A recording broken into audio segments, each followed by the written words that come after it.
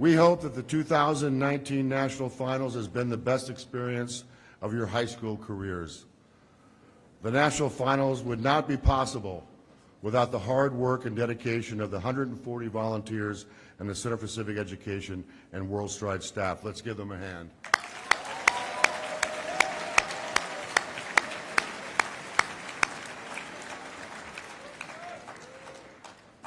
The We the People program began with the grant from the Bicentennial Commission on the Constitution in 1987, when Chuck Quigley introduced the idea of a program on the Constitution to the chair of the commission, retired Chief Justice Warren Burger. The Bicentennial Competition on the Constitution and the Bill of Rights was born. The first national champions were students from Gompers Secondary School from California. Yes.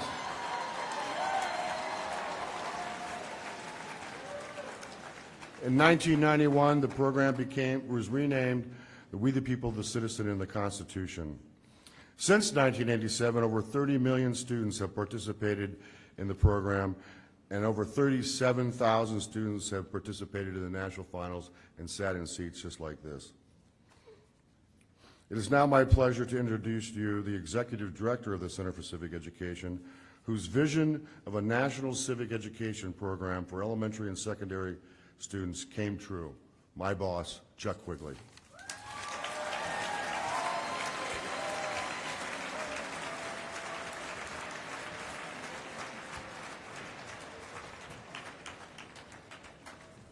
Thank you very much, Bob. It's now time to begin with the presentation of the colors by the United States Armed Forces Color Guard and Drum and Fife Corps of the Military District of Washington, D.C. So would you please stand and remain standing for the Pledge of Allegiance and the National Anthem.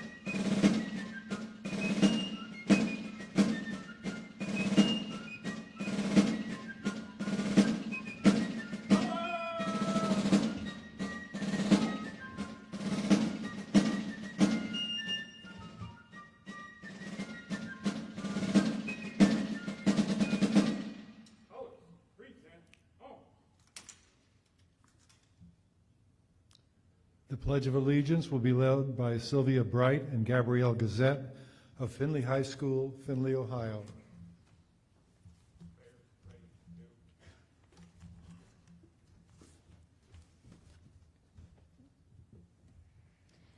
I pledge allegiance to the flag of the United States of America and to the republic for which it stands, one nation, under God, indivisible, with liberty and justice for all. Very much. The national anthem will now be sung by Sarah Morgan Smith-Myers, Collinwood Classical Preparatory School, Albuquerque, New Mexico.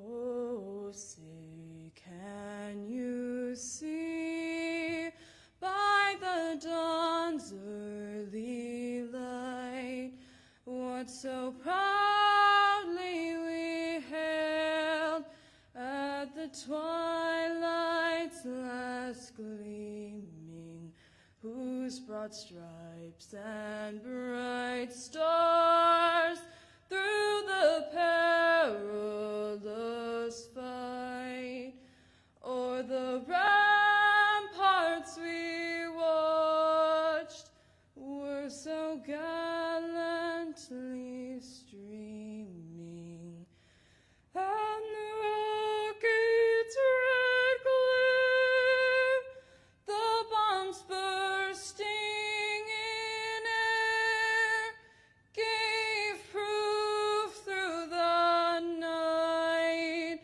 that our flag was still there. Oh, say does that star-spangled banner yet wave o'er the land of the free and the home of the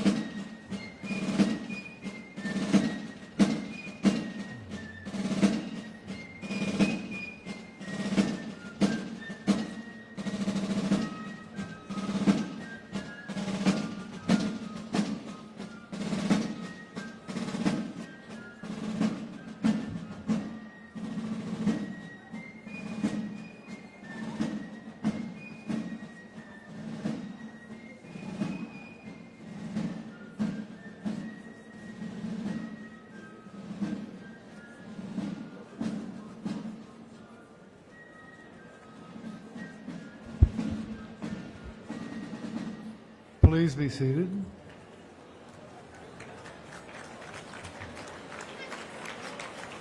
We want to thank Sylvia, Gabrielle, and Sarah. I think we have a contender for the Super Bowl.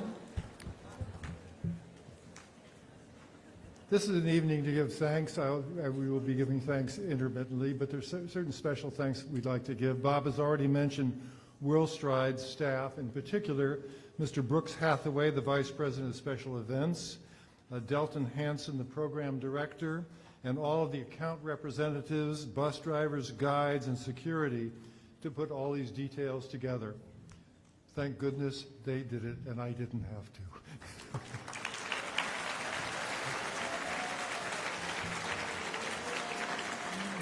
We'd also like to thank the National Conference Center and their staff for all the facilities here and how well they have managed things. I'm just going to speak. There are several other speakers that will be more interesting than I will be. I just want to say a couple of things and start with a word about your performance. For the past 3 days, you presented prepared statements and responded to questions from judges about what you've studied. Your ages range, I think, about 16 to 18 years old. Your judges are for about 10 to 60 years older than you are. They've been professors of political science, professors of history, professors of law, lawyers, judges, public officials, people from the legislative, administrative, and judicial branches of government. All of them have special knowledge and expertise in the area in which you've studied. And yet, that's an intimidating group of people. It would be intimidating to me even now, right? Okay, but you have made prepared statements in front of these people and responded to questions, and you have just been excellent. I've seen at least 50 units, and my colleagues have seen the rest, and we have not seen one student who has not done a very good job. You've just been remarkable.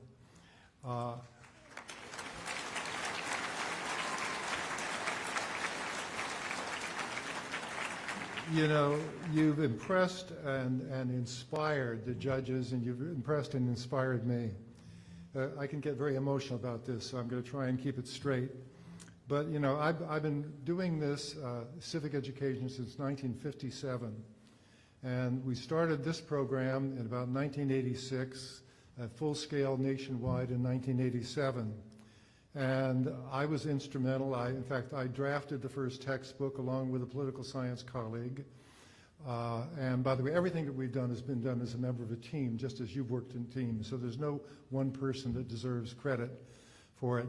But nevertheless, I've been very involved in the development of the textbooks and the questions that you've been studying and responding to for the last couple days, 3 days for some of you. I edited all of those questions. I wrote some of them. I worked with the staff to refine them. And you responded in ways that were just awe-inspiring to me. I'll tell you, you brought up ideas that I've never even thought of in relation to these questions. Your insights, your perceptions were really fascinating to me and to the judges. I sat there, and I'm rather old and more experienced than you are, and I learned a lot from you in the last 3 days. You've enlightened me. You've even made me change some of my opinions that I was holding very strongly, but I heard counter opinions with evidence and historical background and so forth that you presented that was really fascinating. So I can't think of any other word, but your performance has been, in many cases, awe-inspiring. And it gives all of us faith. Some time ago, a very famous journalist, David Broder, came to this competition, and he said it's a place to come to have your faith in the youth and the faith in democracy restored. And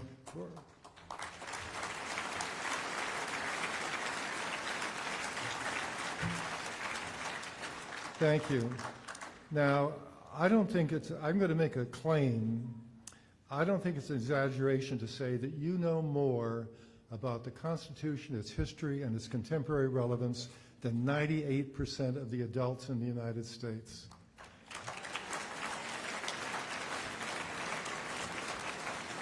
Now, I actually have research. This is probably the most researched program in the field of civic education.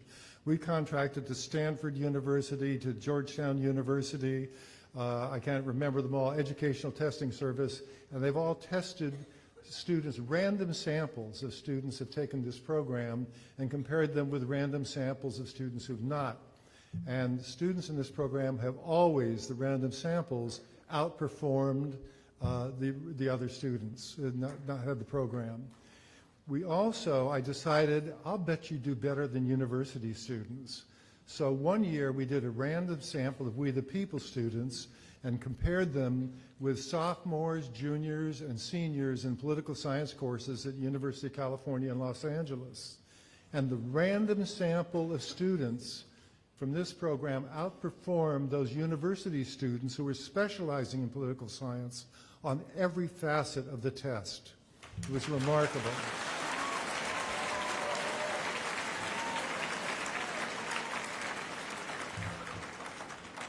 Now, I've made the claim that you know more than 98% of adults. So we're now going to conduct a very scientific survey and determine how many of you think that you know more about the Constitution and its history and its contemporary relevance than your parents. Please raise your hands. That's looking close to 98%. Okay, let's test it another way. Put your hands down. Okay, how many of you have a parent who knows more than you do? And raise your hand and keep your hand up, okay? How many have a parent that knows more than you do? Okay, 1, 2, 3, 4, 5, 6, 7, 8, 9, 10, 11, 12, 15, 16, 17, 18, 19, 20, 21, 22, 23, 24, 25, 26. Okay, that's about 28. 28, by the way, students, and there are about 1,400 students here, so I think 28 is what, 2% of, I have my math. Okay, now those of you who have a parent who knows more than you do, please raise your hands again. Okay, now drop your hand if your parent is a teacher or a professor. Okay, drop your hand if your parent is a lawyer or a judge. Drop your hand if your parent is a lobbyist or government affairs specialist. Okay, we have 1, 2, 3, 4, 5, 6, 7. Well, just out of curiosity, what is your parent? Yours. You turned around. What's it? A CPA. That's an unusual CPA. What's your parent? A cancer researcher? That's a. Hey.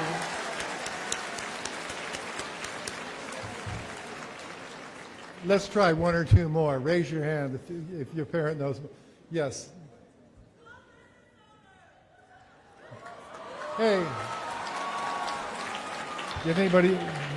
Did you understand? Hey, excuse me, but I'm older now. I have hearing aids, but they're not that good. Would you say what does your parent do?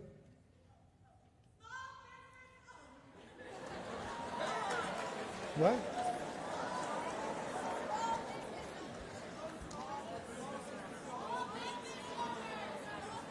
Okay, something other. Okay. Anyway, I have to adjust my hearing aids. Do you mind if I push the buttons? A small business owner. Way.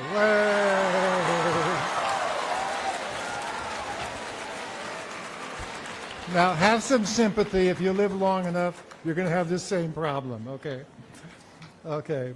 By the way, I think it's clear that you know more than 98% of the adults, except for very unusual adults, but with unusual backgrounds. And one reason you know so much is there are a group of people that know even more than you do. So you can imagine what they are like with 99 point something or other, and that is some of the finest teachers in the United States.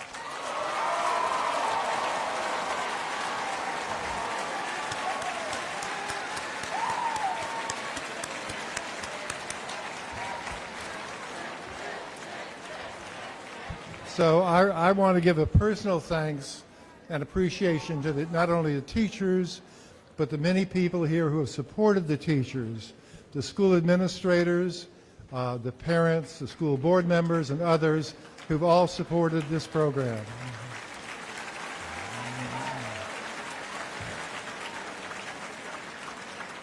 Now, I just have a couple more people to thank. We have members of our board of directors. One person who was a master teacher who now is the director of our program in California, Cheryl Cook-Callio of California.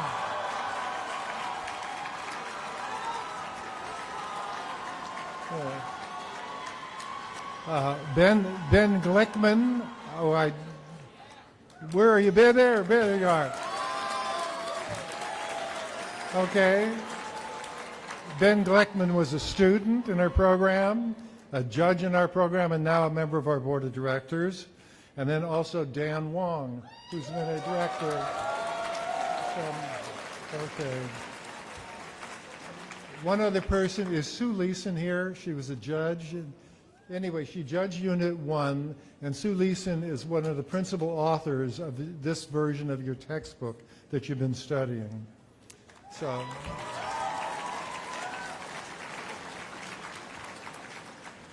Okay, now my last thanks and introduction.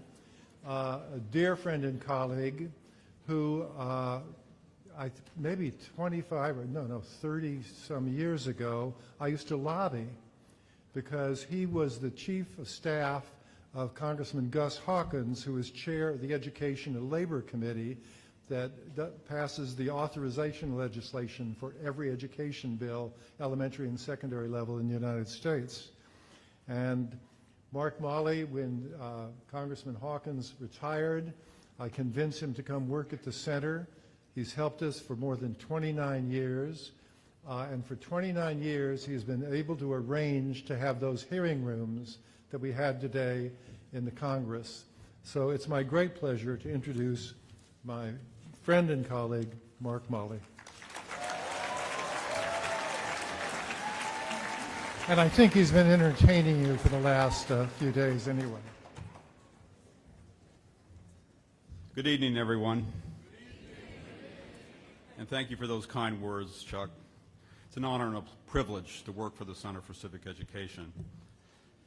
It's my pleasure to introduce our first speaker, Mr. Tom Kilgannon, who is one of the 11 commissioners on the National Commission on Military, National, and Public Service. The commission was created by Congress to encourage and inspire more Americans, particularly young people, to serve their communities and country and strengthen American democracy. Mr. Kilgannon is president of Freedom Alliance, a charitable organization which honors and supports America's military personnel and their families and advocates for a strong national defense. Under his leadership, Freedom Alliance provides recreational rehab to combat wounded heroes, gives all-terrain wheelchairs and mortgage-free homes to injured veterans, and grants millions of dollars to hospitalized heroes to help them and their families with unexpected costs of their recovery.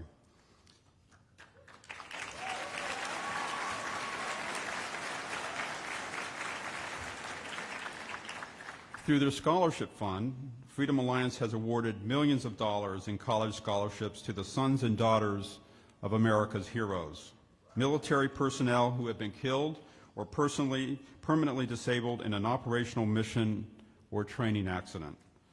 Mr. Kilgannon also created the Service to America Award, which pays tribute to individuals whose most precious resources of time, talent, and energy are spent serving the United States and whose efforts reflect a love of country that makes America and her communities a more perfect union.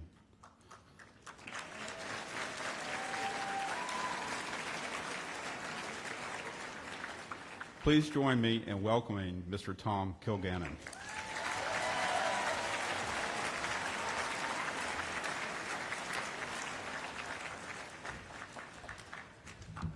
Well, thank you all very much. How's everybody doing tonight?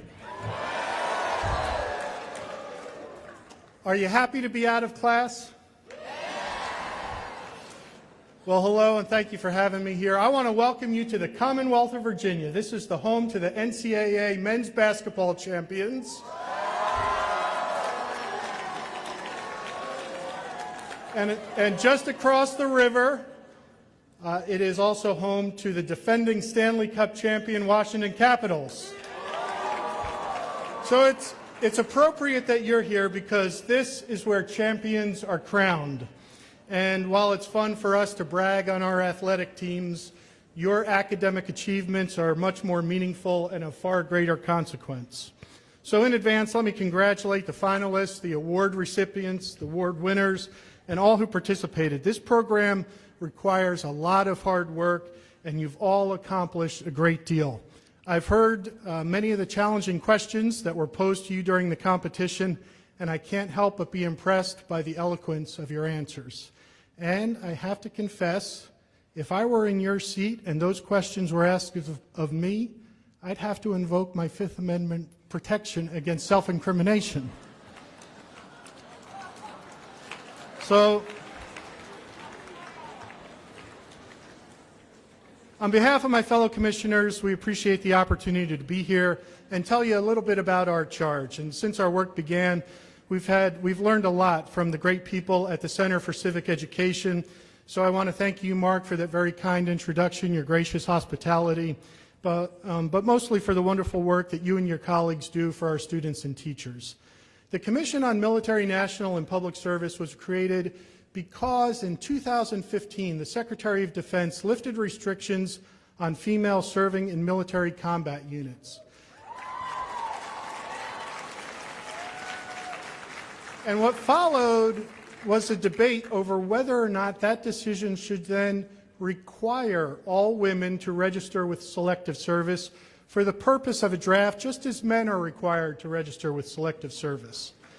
And as this debate took shape, Congress wanted thoughtful analysis of the issue. So you've all studied civics, and you know that when Congress wants thoughtful analysis, they create a commission. And they saw the opportunity as well to include in our charge an aspirational mandate to how to promote the idea of service above self. And so the commission was established in 2017, and in about 1 year from now, we will go back to the President and the Congress with our recommendations on 2 main topics and a host of related issues. First, whether or not our country still needs a military selective service, and if so, whether the current system requires any modifications. And second, how to create an ethos of service in which every American contributes to our republic in a positive way. And as we try to answer those questions, we've traveled the country and met with thousands of individuals and organizations. And in a sense, what you're doing and what the Commission is doing are very similar. We're both learning about our country. You're studying our past and how our government works, and the Commission is studying our present and how we can shape our future. Our work has been fascinating, and I want to tell you just a few of the things that we've learned so far. We've learned that while service is encouraged in many homes, there's no widely held expectation of service in the United States, and that's something that we're hoping to change. Yes, millions of Americans volunteer each day, but there's much more that we can do and much more that needs to be done. Communities across this country need more firefighters and police officers and EMTs. State and federal governments have openings for vital services like research and teachers and tutors and computer scientists and talented managers. Our military needs the best and the brightest to help defend this nation. Now, in 2017, 28% of millennials volunteered for causes important to them. So young Americans do have an interest in service, but there's more that can be done. So the Commission is considering recommendations to encourage service, perhaps even require service. But first, we need more Americans to be aware of the opportunities that exist. And in our research, we found that more than 60% of those aged 14 to 24 are not even aware of service year opportunities. 4 in 10 young Americans say they have never considered joining the military. Now that's important because achievement, just as you've all achieved here these past few days, achievement can only be had if first there is opportunity, and opportunity doesn't exist without awareness. Understanding the possibilities that await you is the most important part of creating a dynamic service culture in this country. And as you know, service is embedded in our history. Volunteers supported U.S. troops during the Revolutionary War, and in the 19th century, groups like the Red Cross and the Salvation Army were established, and they continued to play a vital role in our society and in every community. Later on, President Kennedy, he created the Peace Corps that sparked the imagination of America's youth when he challenged them to ask not what can be done for you, but rather what you have to offer to the country.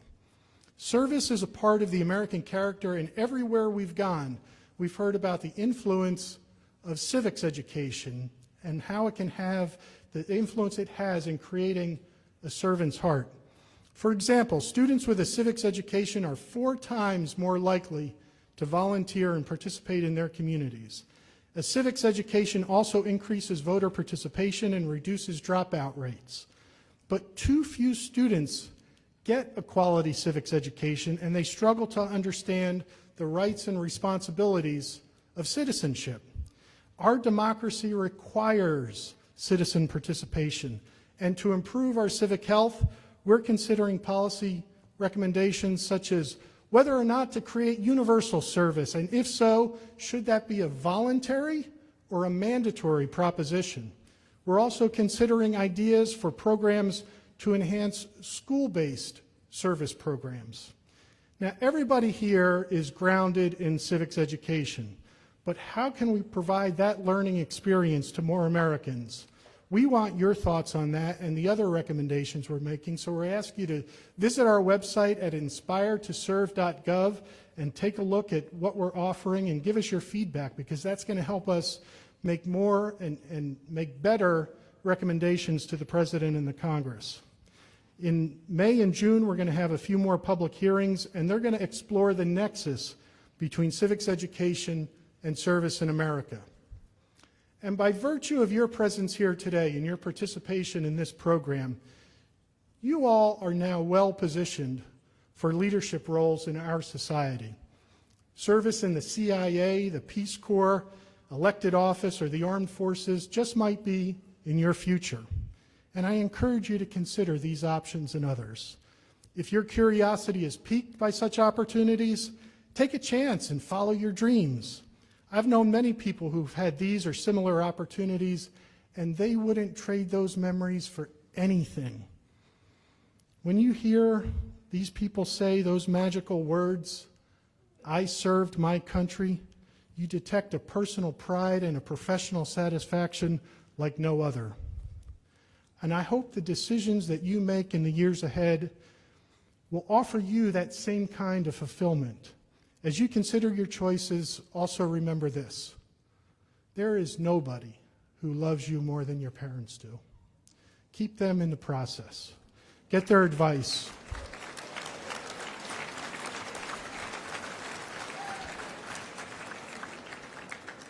Talk to them. Let them give you their advice. And remember, if they don't agree with the choices you want to make, just remind them that in a few short years, you will have their power of attorney and be able to make decisions for them. And if I may, I want to say a word to our parents and the educators who are here tonight. During our travels, the Commission learned something very important, and that's this: that there are barriers between a young American and the opportunity to serve. Sometimes those come in the form of a lack of awareness, sometimes it's insufficient funding, but more often it's resistance from a parent or an influencer in a young person's life. The advice that we give our kids goes something like this: stay away from government service because it doesn't pay enough. Stay away from the Peace Corps because you'll be too far from home. Don't go into the military because it's too dangerous. I won't tell you there isn't some element of truth to those statements, but what I will tell you is that more often, the rewards young adults earn and the satisfaction they get from those opportunities far outweigh the risks. When your kids come to you and they tell you they want to serve, let them. Hear them out. Give them the benefit of the doubt. Encourage them to follow their dreams. Our country needs the talent of the people in this room. We need your energy and enthusiasm, and we need you and every American inspired and eager to serve this great country of ours. Thank you for having us here tonight.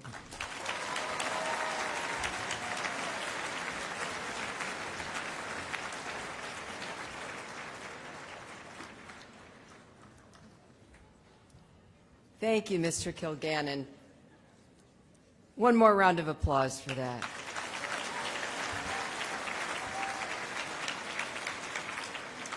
My name is Rebecca Reeder, and I'm the National Finals Coordinator. And I will tell you that I'm honored to have the opportunity tonight to introduce our keynote speaker, Mr. John Tinker.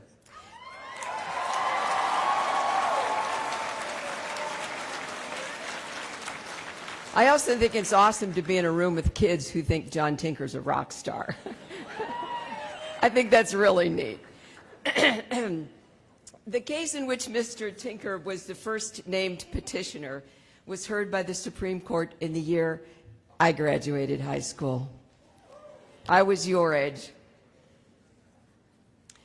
The Tinker versus Des Moines Public School District helped change student life in schools across the country.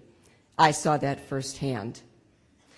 In the court's 1969 majority decision, Justice Abe Fortas famously declared, it can hardly be argued that either students or teachers shed their constitutional rights to freedom of speech or expression at the schoolhouse gate.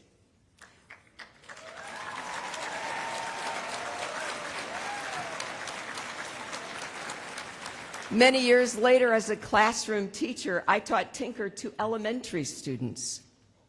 They were moved and motivated to learn that young people could have power. Yes, you do.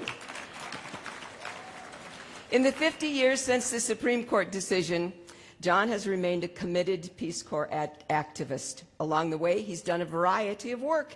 He's been a deckhand on a shrimp boat, a city bus driver, a database programmer, an information system architect, and a radio and electronics engineer. Most recently, John has built a nonprofit community radio station in Fayetteville, Missouri, which he and his wife, Patricia, operate with the help of volunteers from the community. John is also president of the John F. Tinker Foundation, whose mission is to help educate students, teachers, and school administrators regarding the First Amendment rights of students, and to encourage the discussion of controversial issues across political boundaries. So, ladies and gentlemen, will you please welcome John F. Tinker.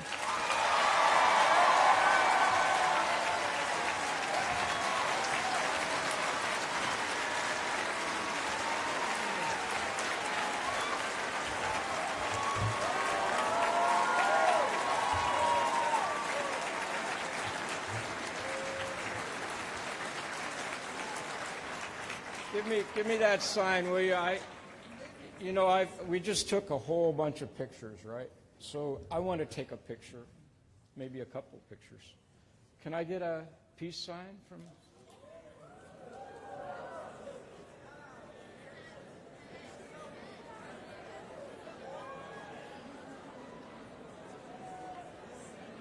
Thank you. I have a 14-year-old son at home and an 18-year-old daughter at college, and I'm going to wow them with those photos, so thank you very much. It is indeed an honor to be here tonight, and I have to thank the We the People project of the Center for Civic Education, and specifically Rebecca Reeder, who you just met, and Robert Lemming. Thank you very much for inviting me and bringing me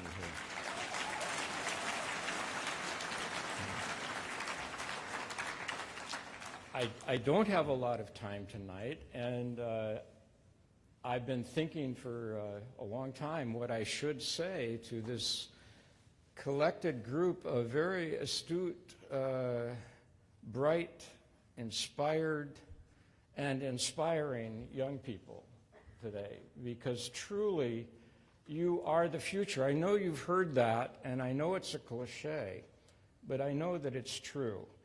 And you all are the future of this country. As we go forward into the 21st century, with all of the problems that we have in the world today, and I know that you're aware of them, well, you're going to be solving them, I hope. We all hope. And tonight, just meeting so many of you, it's given me a great deal of confidence that we can be optimistic, that there might be solutions out there, and that you all are going to help to find them. Now, I know you all are familiar with Tinker v. Des Moines, and so I'm not going to, thank you.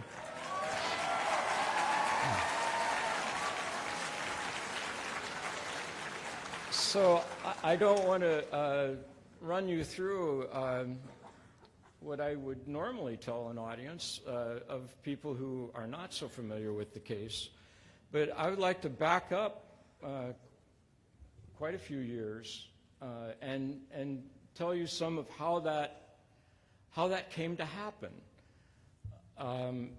My father was a pacifist. He was a Methodist minister.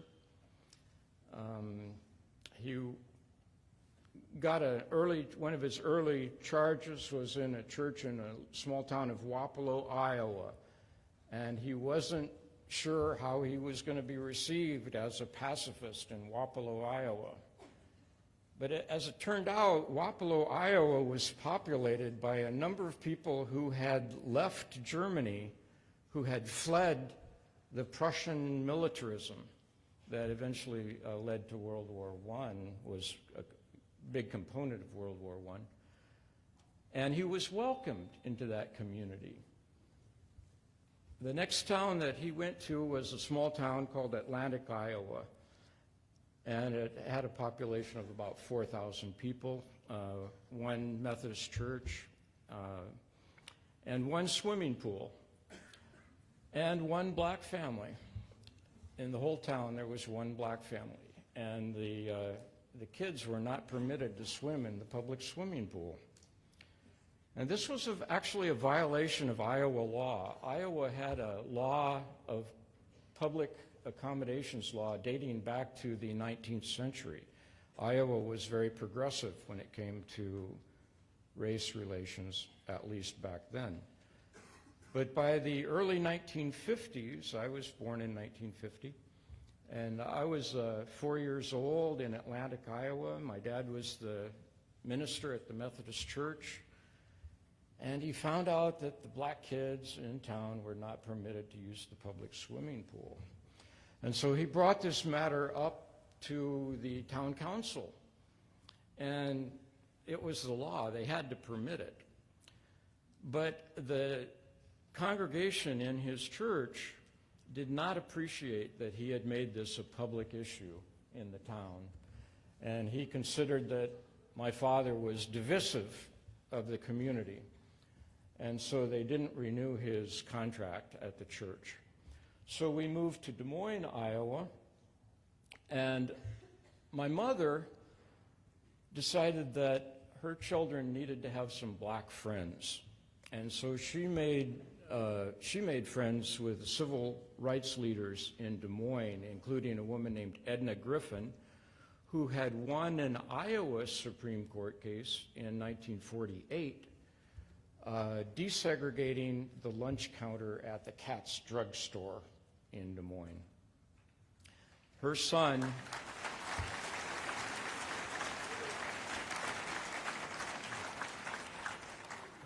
Stanley became my best friend. It's like, that's a cliche to say, yeah, some of my best friends are black. Well, my best friend was black. So I grew up with the N-word and all kinds of insults thrown at me for being friends with black people. There were other black kids that were part of our family friendship circle, and we invited them to come to church with us. If you're a preacher's kid, you have to go to church every Sunday. You have to shine your shoes. So anyway, we went to church. We invited our friends to church with us. And that church also did not appreciate having black people in the congregation. And so they also didn't re-employ our dad. And so a Quaker organization called the American Friends Service Committee, let me know if you've ever heard of them. Thank you. They're a wonderful organization. They're a Quaker service organization. They were created back following World War I, and they did a considerable amount of relief work in Europe after World War I, and the organization actually won the Nobel Prize for doing that.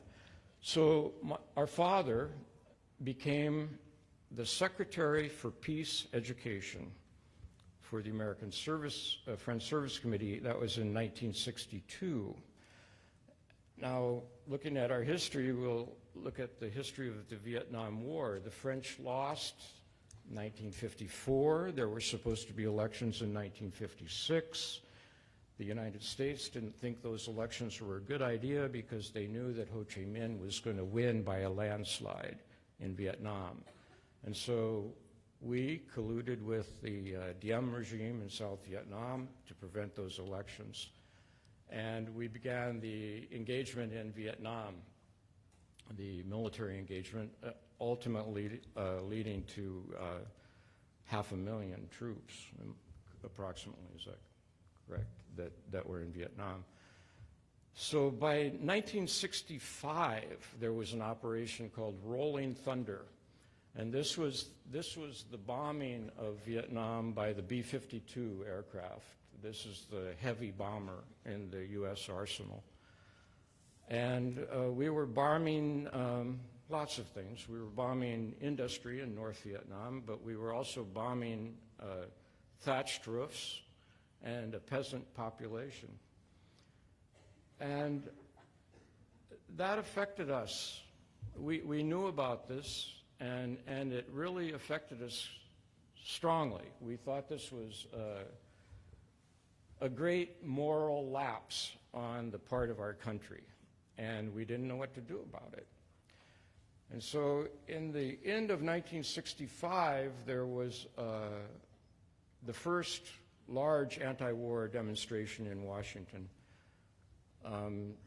Depending on who you believe, there were between 25,000 and 50,000 people there. There were two buses that went from Iowa.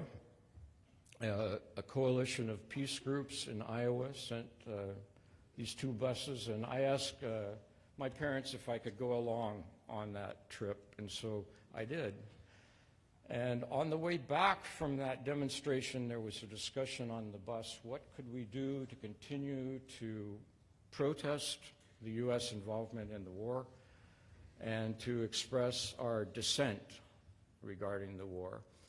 And one of the people on the bus said he had heard that people were going to wear black armbands to protest the war. Well, what is a black armband? I mean, it's just a piece of black cloth on your arm, and it's a traditional symbol of mourning. I don't know if you have ever watched a show called The Rifleman. It was an old Western that we grew up with. One day on this show, there's a guy just walking across the street. He's not part of the plot, nothing, but he has a black armband on. I'm thinking, wow, there's a black armband right there. But it was a traditional symbol. When one of your loved ones had died, you would wear a black piece of cloth just to let your friends and neighbors know that you were sad about this. So we decided to wear the black piece of cloth to express our sadness for the deaths on both sides of the war. And we felt sad. We felt sad for the U.S. service people that were dying in Vietnam, and we felt sad for the Vietnamese that were dying also.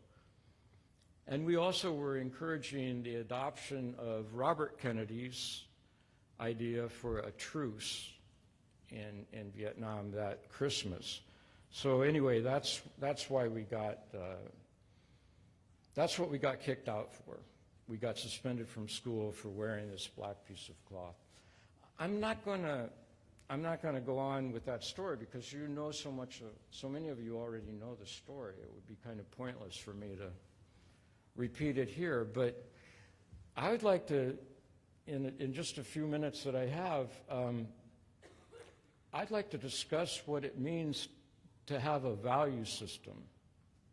Because here, you all represent a value system. The study of civic education and civics, that is a value system. And the value that it represents is the value of living together peacefully, basically. And that's what a city is. And that's what the word civics comes from, is the word city. And when people, human beings, began to live together in cities, then they had to organize their thoughts differently, how they treat each other, how they respect each other, how they establish justice, and things like that. And what we're dealing with the American experiment, and don't forget, it is an experiment, and sometimes we get perilously close to the edge of that experiment. The question to America is, can we make it work? Can we make a democratic system of government work?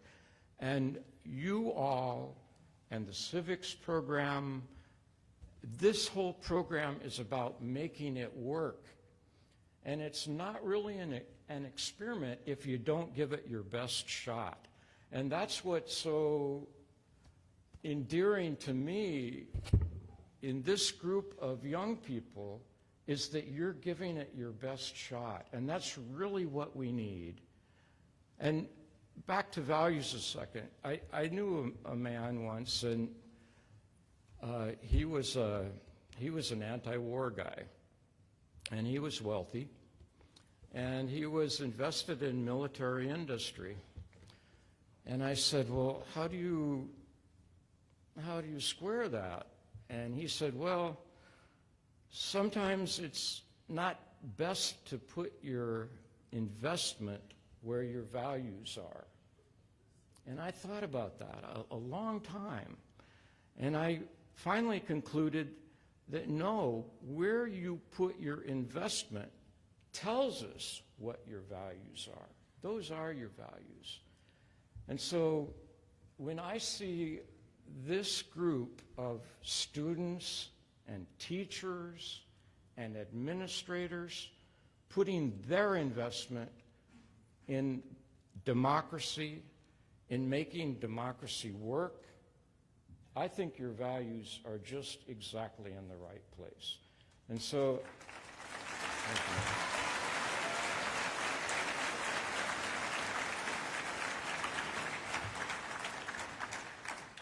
I'm pretty much going to leave it at that. I'm going to say we do have a new foundation. It bears my name. It was put together by a professor of educational leadership at the University of Wisconsin.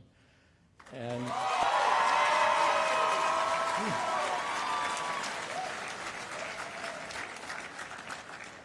I'm honored that it's named after me. And it's a little bit humbling and embarrassing even sometimes to try to carry that. But anyway, if any of you would be interested in helping us, please get in touch with us, because we have a website, could really use some help. and we have programs that are planned. We have one that we're just getting together right now for the Bay Area.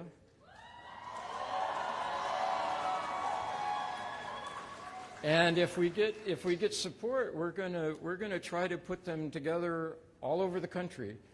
And we're interested, obviously, in educating around student rights and teachers. Remember, not just students, but teachers don't shed their constitutional rights either in the school. But also, we're interested in trying to encourage civic discourse and civil discourse, because we know that the polarization in this country is really reaching very distressing levels.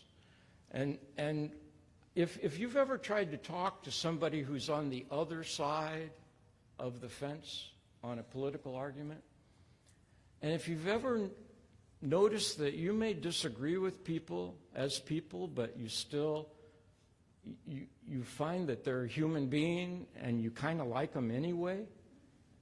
I've found that a lot. I have a lot of friends that I disagree with over political issues, but that are very human people. And we're trying to reach across that political divide and find the humanity that unites us and do the e pluribus unum thing. United again.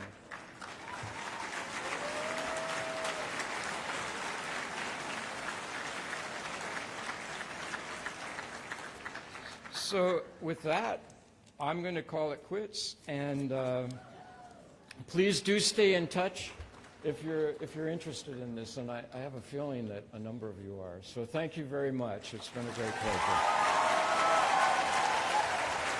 Thank you.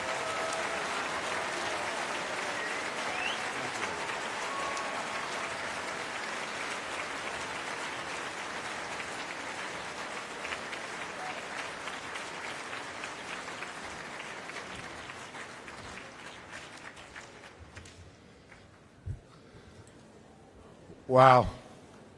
Was that inspirational? Let's, it reminds me of, when we used to flash that peace sign. Let's do that one more time. I got to see that. There you go.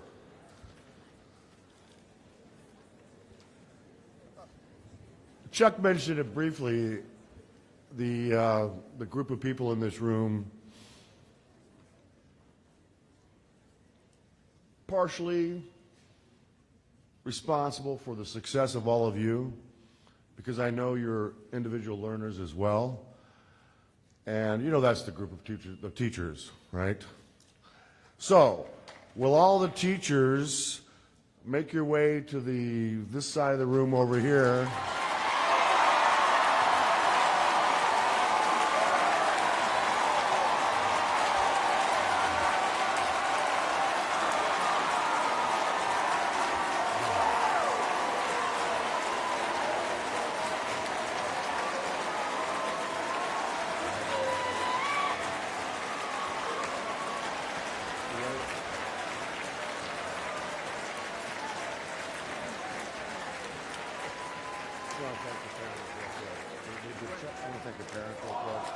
Chuck, what do you think the parents?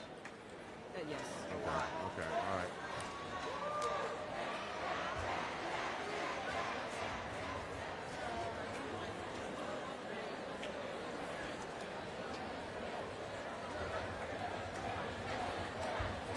Teachers, if you would line up alphabetical order by state. Thank you.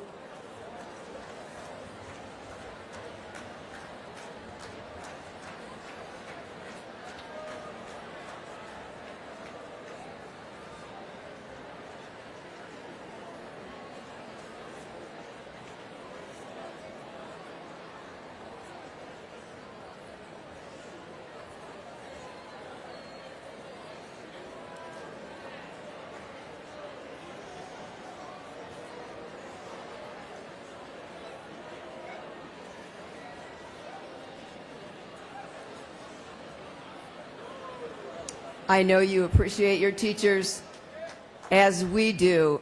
The We the People program really calls for teachers to go above and beyond.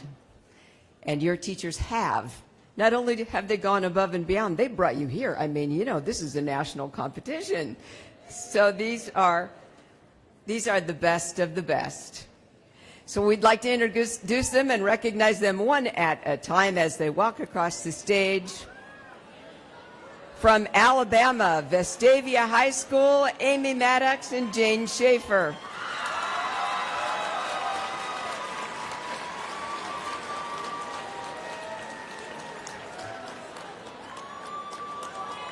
From Alaska, West Valley High School, Amy Galloway.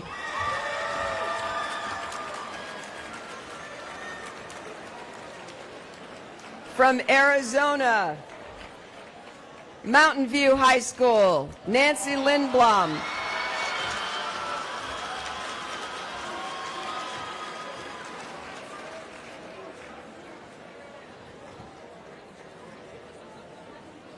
From Arizona, Hamilton High School, Brianna Willits. From Arkansas, Valley View High School, Jacob Lamberson.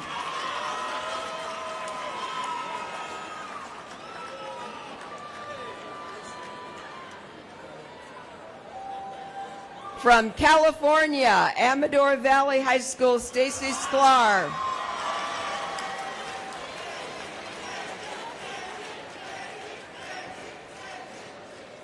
And from California, Foothill High School, Jeremy Dedamore and Graham McBride.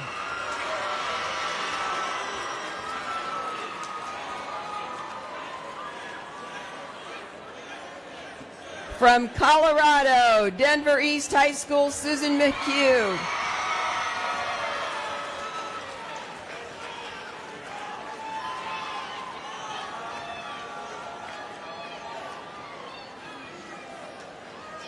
From Colorado, Grandview High School, Jeff Ryman.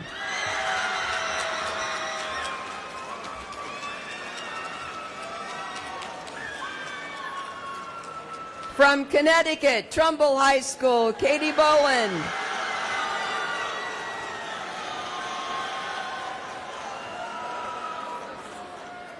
From Connecticut, Staples High School, Suzanne Kammerman.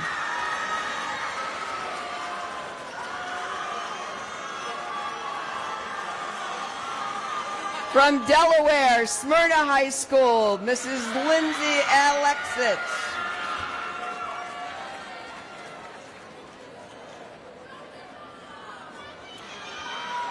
From the District of Columbia, Woodson High School, Laura Fuchs.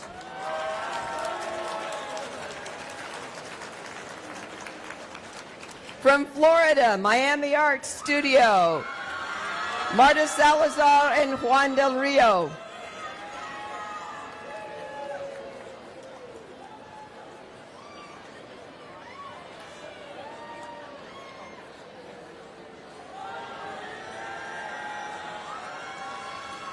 From Hawaii, Kahuka High School, Colleen Spring.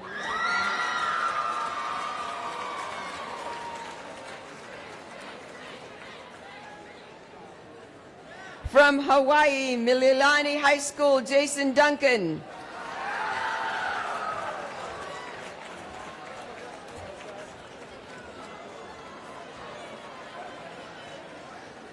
From Illinois, Maine South, Andrew Trinkle.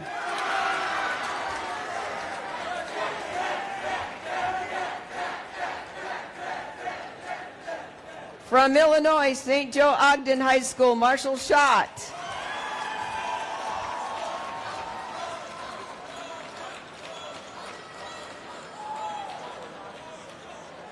From Indiana, Hamilton Southeastern High School, Janet Chandler.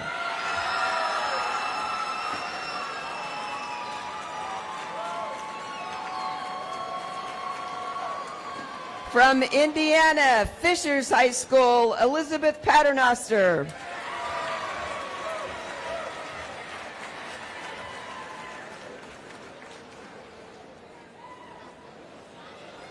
From Kansas, Blue Valley Northwest High, Ken Thomas.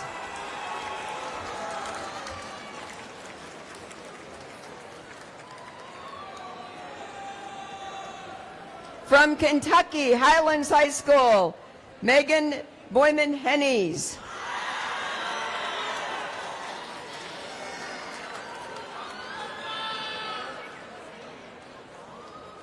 From Louisiana, Haynes Academy for Advanced Studies, Chris Totaro.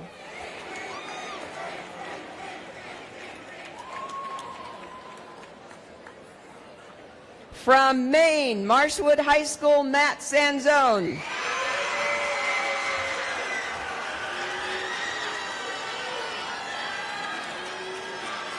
From Maryland, Boonesboro High School, Ashley Vasek.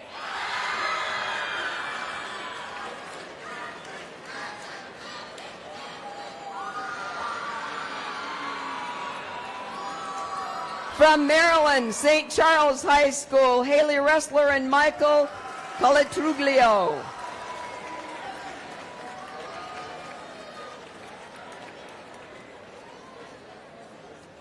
From Massachusetts, East Hampton High School, Kelly Brown.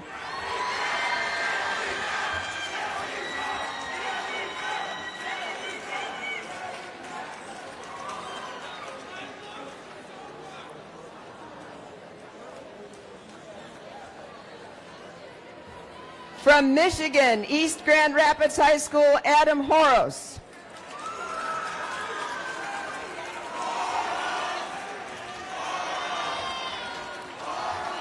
From Michigan, Black River Public School, Alex Constantelos.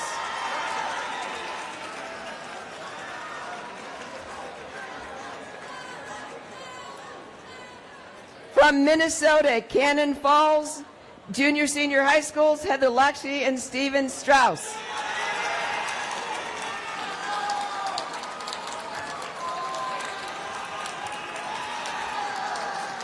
From Montana, Glacier High School, Bo Wright.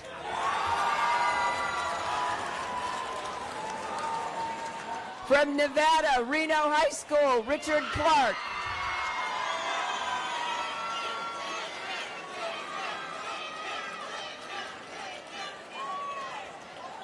From Nevada, Incline High School, Milton Hines.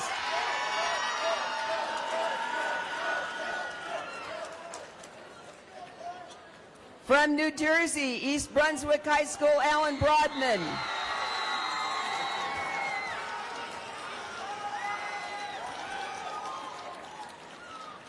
From New Mexico, Cottonwood Classical Preparatory School, William Torres.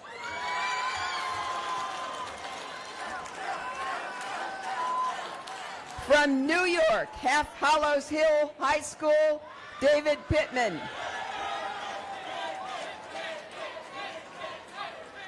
From North Carolina, Raleigh Charter High School, Shane Klein. From North Dakota, Century High School, Shannon Sorensen.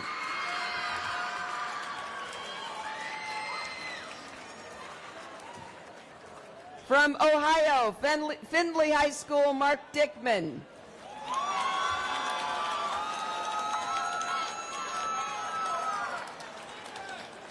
From Oregon, Lincoln High School, Patrick McGee-Jenks.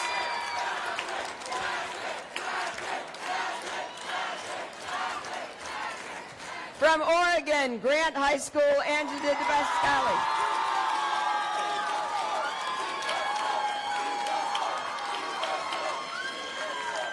From Rhode Island, North Smithfield High School, Natalie O'Brien.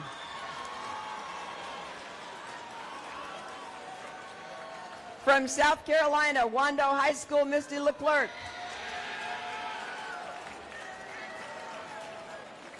From South Dakota, Spearfish High School, Patrick Gainey.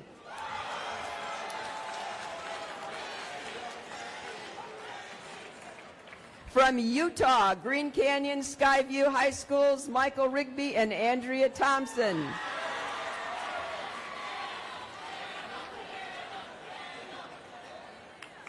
From Utah, Alta High School, Rika Choa.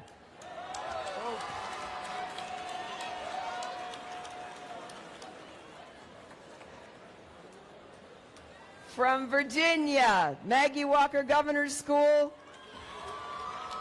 Sam. Who's last name? From Virginia, Douglas Freeman High School, Rob Peck.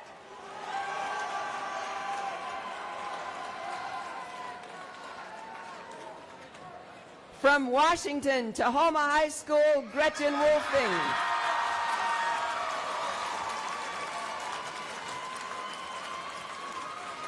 From West Virginia, Clay County High School, Philip Dobbins.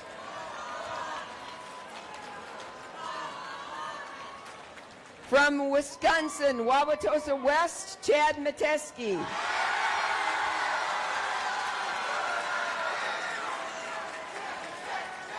From Wisconsin, Wauwatosa East, Daniel McHugh.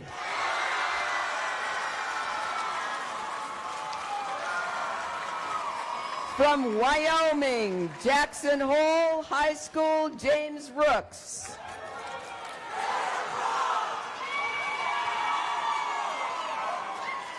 And from Wyoming, Cheyenne Central High School, Tom Bradley.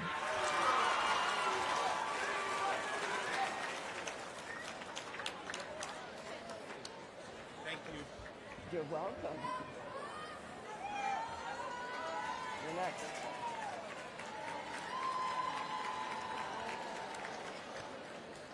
Now, those were the most important awards. Let's move on to some others.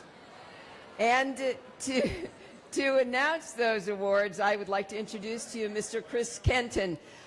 He is the lead in our scoring room. Among the many titles that Mr. Kenton has, he is the Delaware State Coordinator. That's the only one I'm going to give you tonight. So please welcome Mr. Chris Kenton. I heard you over there, Delaware. Thank you.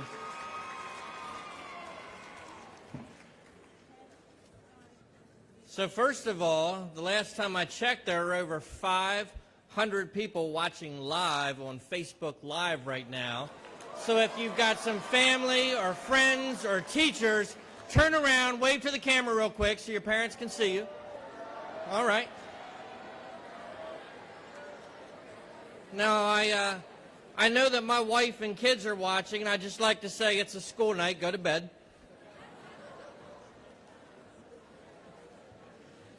So I couldn't be up here without my scoring team. I have to thank the scoring team. We did some math earlier, and we calculated that over the last 3 days, we have done 48,720 calculations. That would be 48,721 if you counted us calculating that. But they're an amazing team. So let's give that scoring team one more round of applause.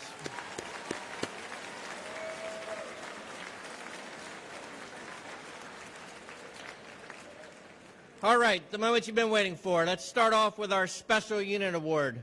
First award we'd like to give out tonight is sponsored by the John F. Tinker Foundation. This award is presented to the class with the highest score on Unit 5, Question 3, which was asked on Saturday. All 56 teams are eligible to win this award. I would like to have the teacher and those Unit 5 students from the Maggie L. Walker Governor's School, the state of Virginia. Teacher Samuel Omschneider.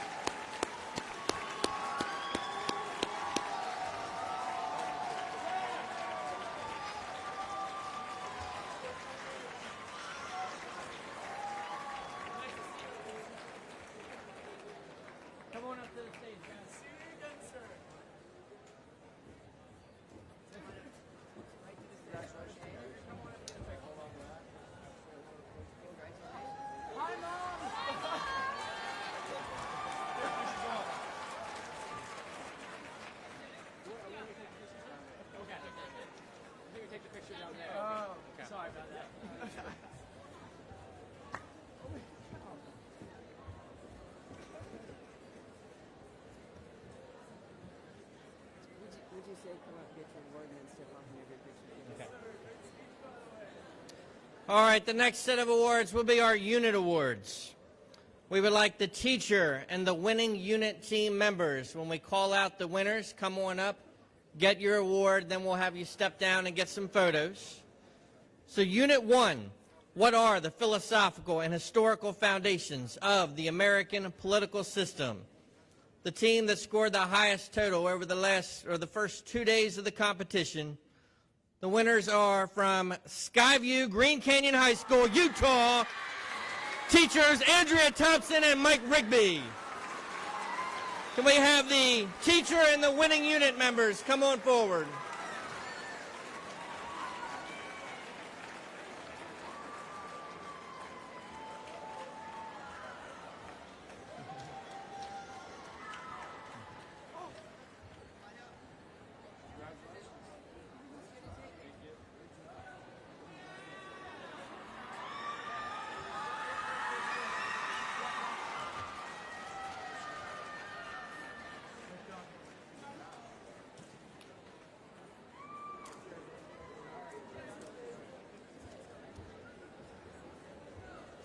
Can we have the teacher and the winning unit team members for Unit 2? How did the framers create the Constitution? Unit 2 winners from East Hampton High School, Massachusetts, teacher Kelly Brown.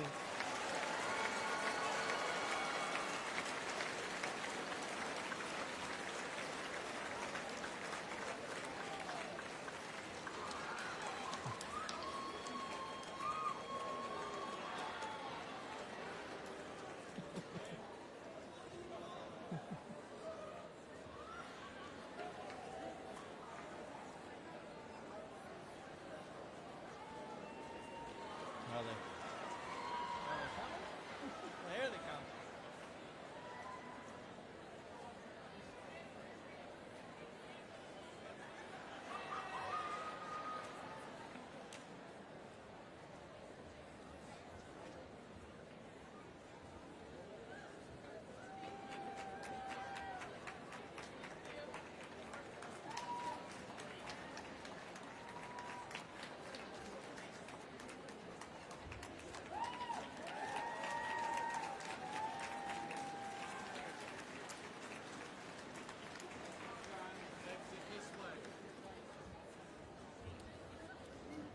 So Massachusetts State Coordinator was there on the front row. He already knows what I'm going to say because I say it every year, but Roger's been doing this program so long. When it first got started, it wasn't called We the People. It was called I the Person. But love you, Roger. Let's have the teacher and the winning unit team members from Unit 3. How has the Constitution been changed to further the ideals contained in the Declaration of Independence? Our winning team this year for Unit 3 is Maine South High School from the state of Illinois. Teachers Andrew Trinko and Kevin Hansen.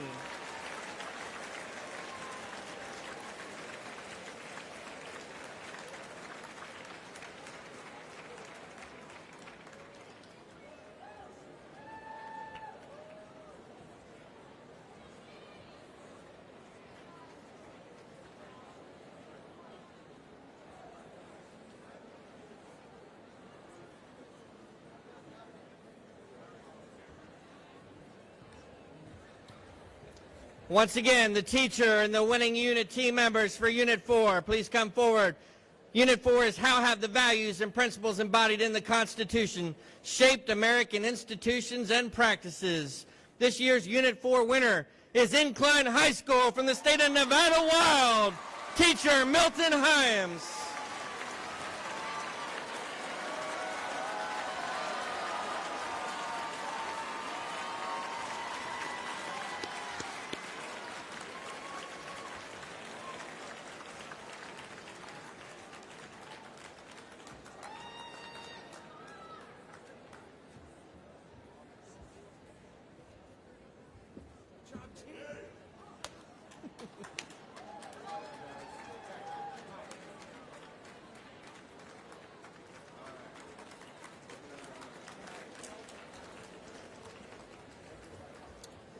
Now the teacher and winning unit team members for Unit 5.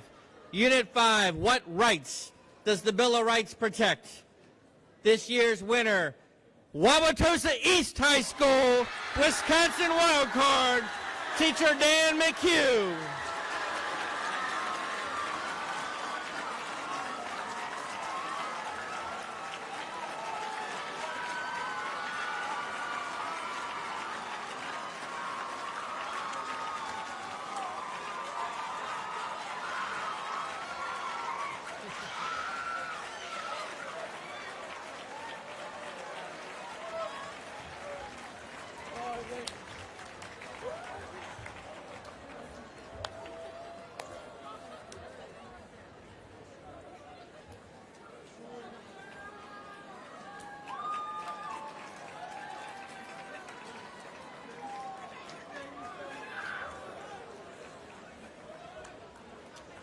And for our final unit award, the teacher and the winning unit team members for Unit 6, what challenges might face American constitutional democracy in the 21st century?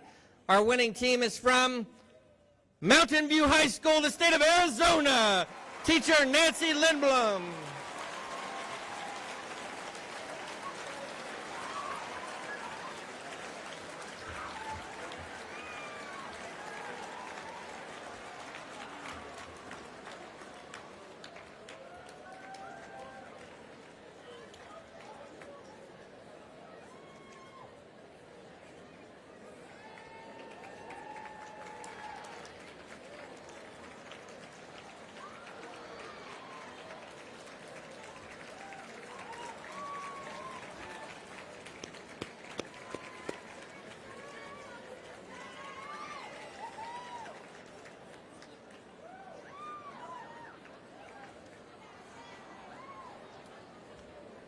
All right, moving on to the regional awards.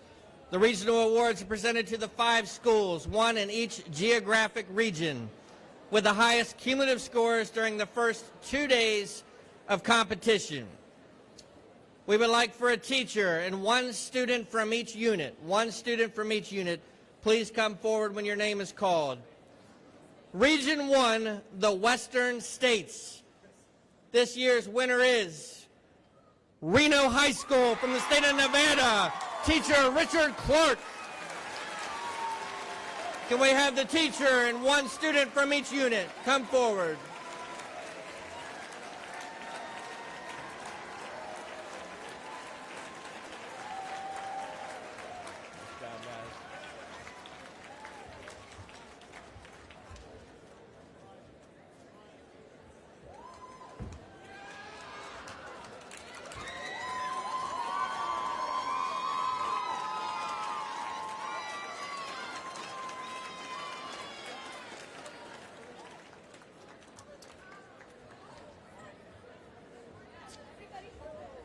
All right, for our Region 2, Mountain and Plains States.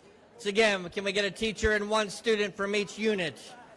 From Grandview High School, the state of Colorado wildcard, teacher Jeff Ryman.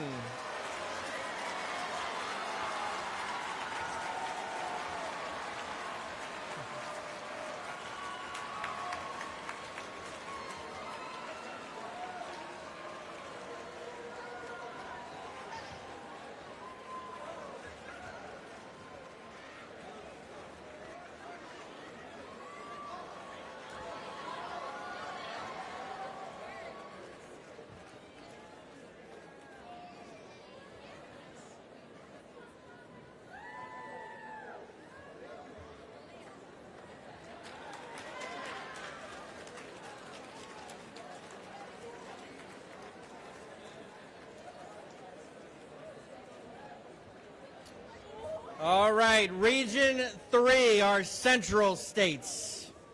Once again, can we have a teacher and one student from each of the units? Come forward from Wauwatosa West High School, state of Wisconsin, teacher Chad Mateski.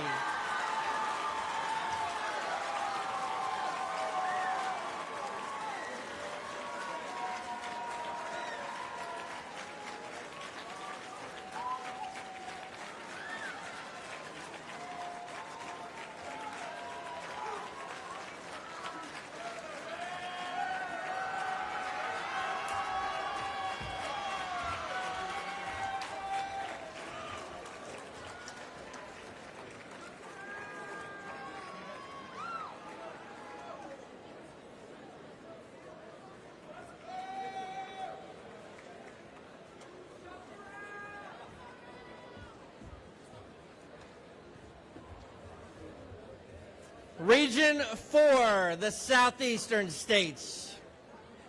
Can we have a teacher and one student from each unit? From Vestavia Hills High School, the state of Alabama, teachers Amy Maddox and Jane Schaefer.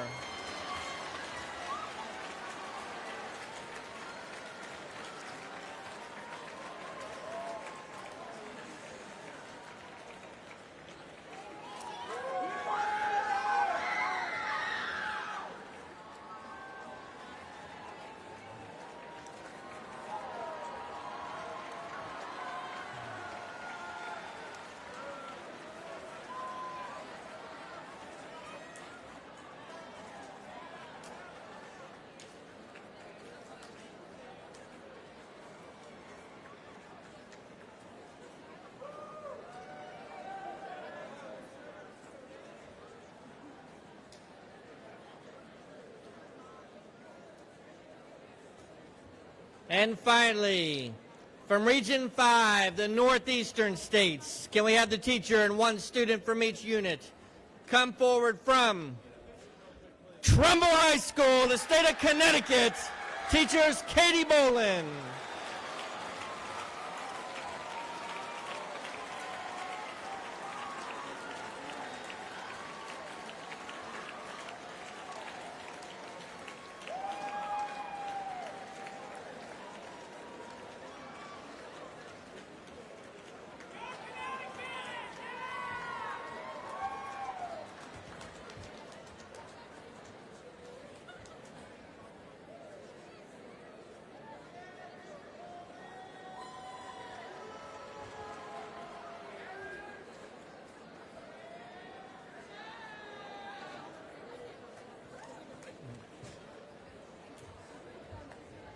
All right, and now it's time for our national awards.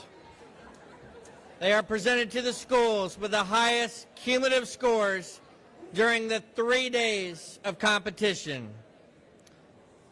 For our 10th place school, we would like to have the teacher and one student from each unit come forward. 10th place in this year's 2019 We the People National Finals is Black River High School, the Michigan Wildcard Team.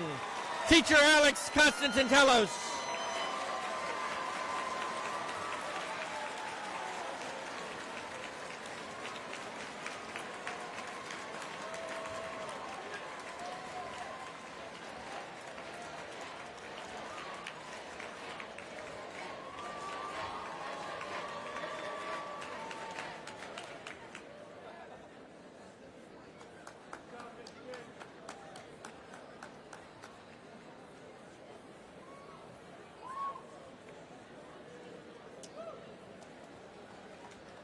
In 9th place in the 2019 We the People National Finals, can we get one teacher and a student from each of the units come forward? From Tahoma High School, Washington, teacher Gretchen Wolfing.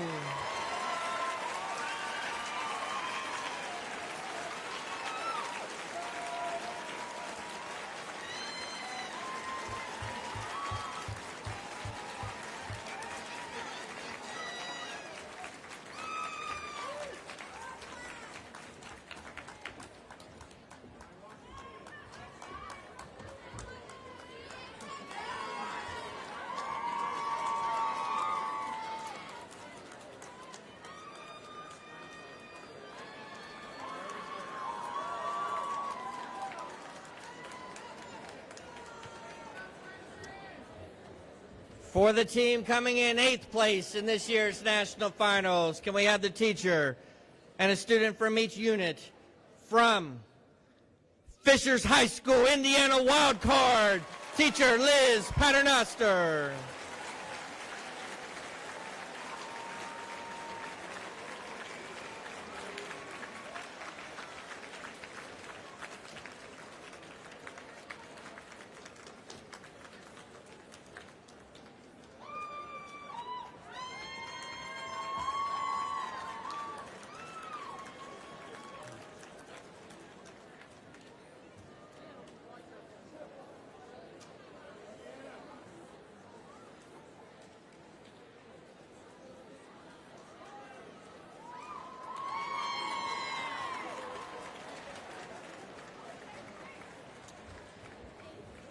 Finishing in 7th place in this year's national finals, can we have a teacher, one student from each unit, come forward from Hamilton Southeastern High School, the state of Indiana, teacher Janet Chandler.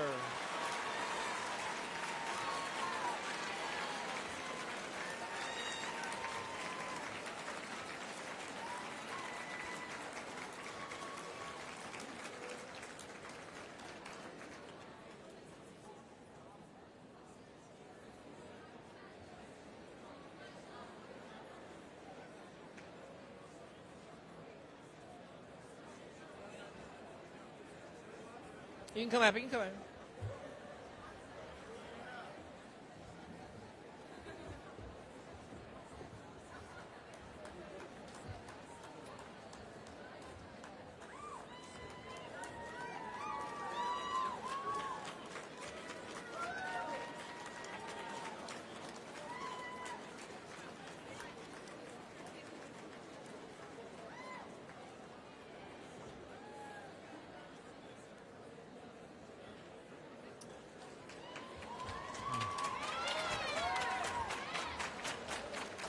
Finishing in 6th place in the 2019 We the People National Finals, can we have the teacher and one student from each unit come forward from Douglas S. Freeman High School, Virginia Wildcard, teacher Rob Peck.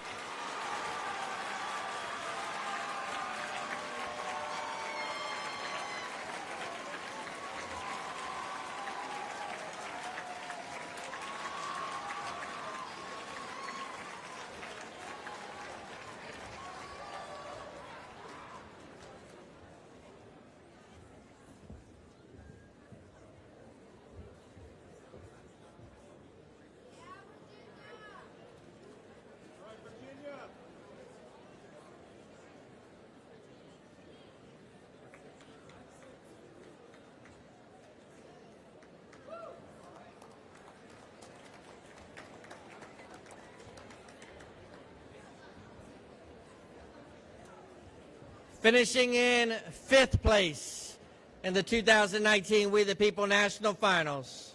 Can we have the teacher and one student from each unit from the Maggie L. Walker Governor's School of the state of Virginia, teacher Samuel Ormschneider.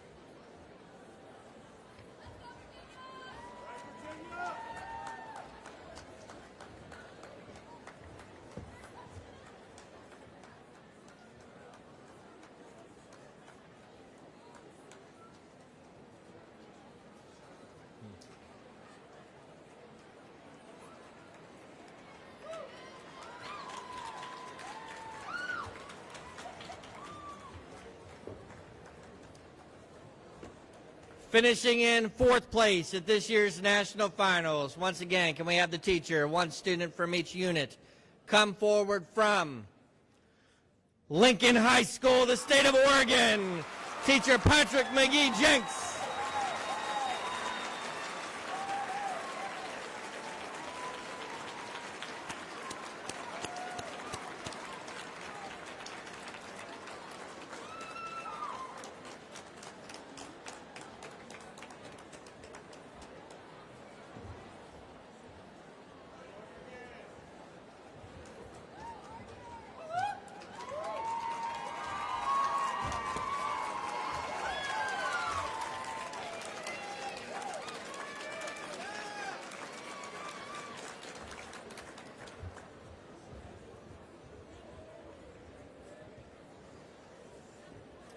All right, well, that brings us to our final 3.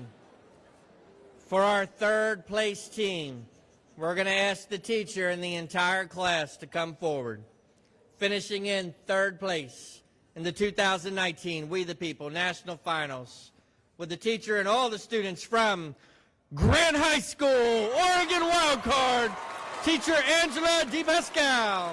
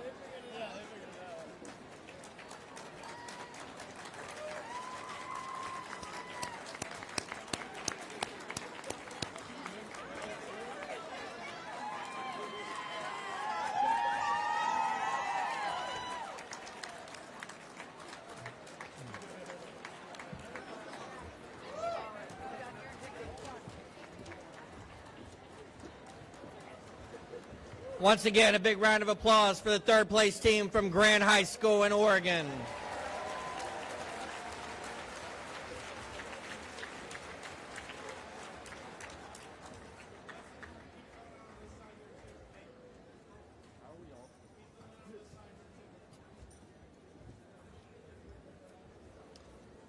All right, so this next announcement's always tough because when we announce the 2nd place winner, it becomes obvious to many in the room who our 1st place winner is. But we do not want to, not give the acknowledgement that this 2nd place team deserves. So we would really hope that everyone gives just a huge round of applause to this year's 2nd place team. And we're going to ask the teacher and the entire team to come forward from Amador Valley High School, the state of California, teacher Stacey Sklar.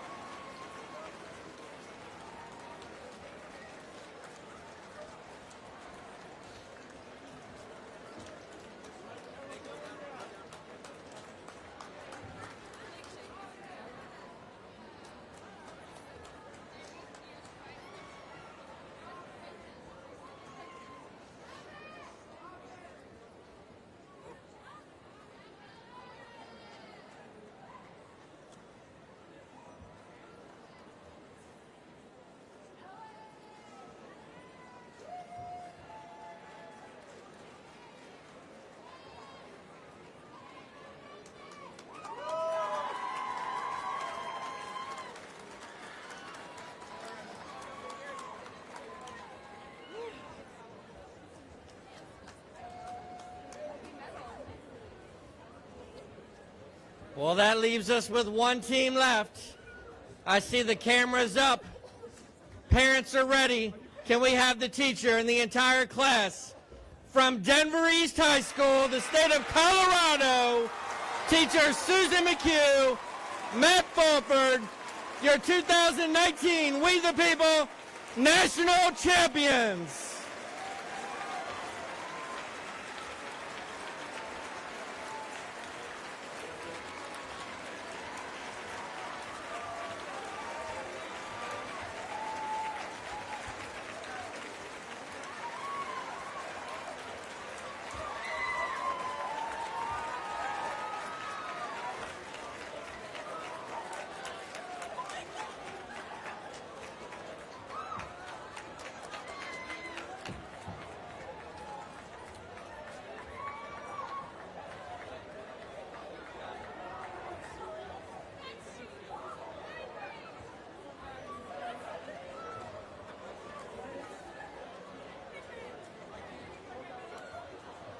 We're going to ask you to stay seated, please.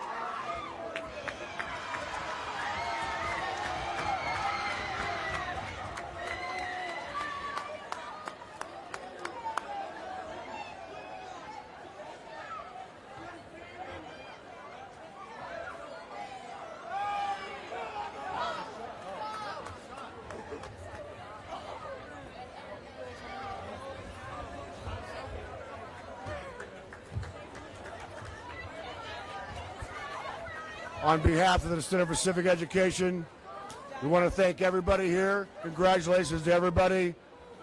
Have a good flight home and have a great life.